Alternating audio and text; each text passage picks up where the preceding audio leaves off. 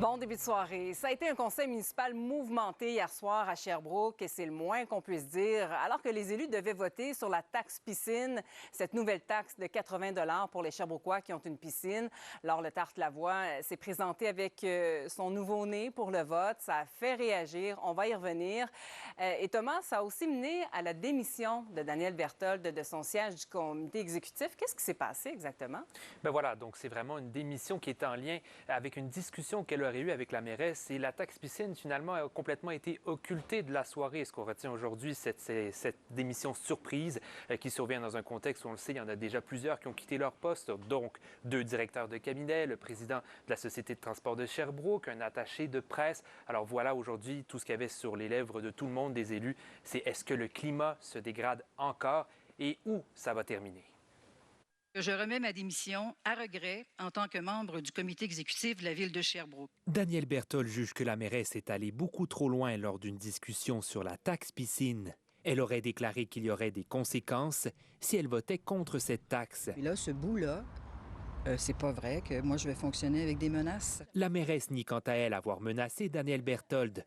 Le mot conséquent serait plutôt référé aux impacts sur le budget de la municipalité si la taxe piscine avait été bloquée. Donc, après ça, est-ce qu'elle s'est sentie menacée?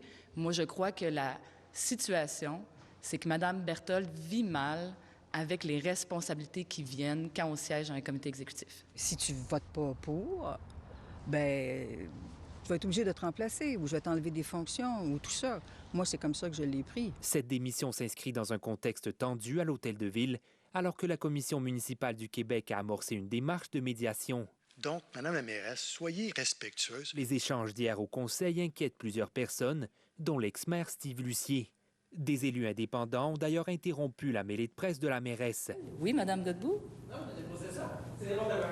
Bonne soirée, Mme Godbout. Évelyne Baudin a choisi de s'isoler dans une salle, à l'abri des regards de l'opposition, pour poursuivre sa mêlée de presse. Poursuivre ailleurs, si vous voulez. J'aime pas trop ça. Je sens qu'il y a du monde qui sont là pour des objectifs inverses. Et des déclarations de la mairesse sur les ondes de la radio de Radio-Canada semblent avoir jeté de l'huile sur le feu. Elle a déclaré que la conseillère municipale Hélène Dauphinet a donné des contrats à un citoyen qui viendrait régulièrement poser des questions au conseil, des questions qu'elle juge inappropriées. Je ne sais pas si c'est pour aller planter des questions.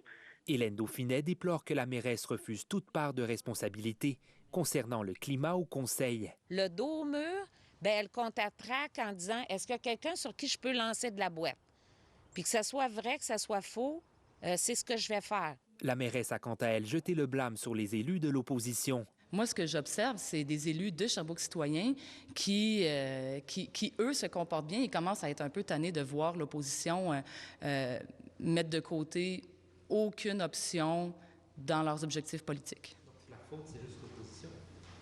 Bien, donnez-moi un exemple de mauvais comportement de Sherbrooke citoyens.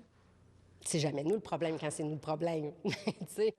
Le discours de cet élu du parti Sherbrooke citoyen diffère toutefois de celui de sa chef. Le climat n'est pas agréable et chacun doit regarder ses propres comportements. Et je trouve qu'il y a énormément, de part et d'autre en ce moment, de comportements qui peuvent attiser ça. Quant à Danielle Berthold, elle pourrait maintenant se voir retirer son poste de présidente du conseil municipal. Alors, je vais avoir des réflexions sérieuses là-dessus dans les prochains jours.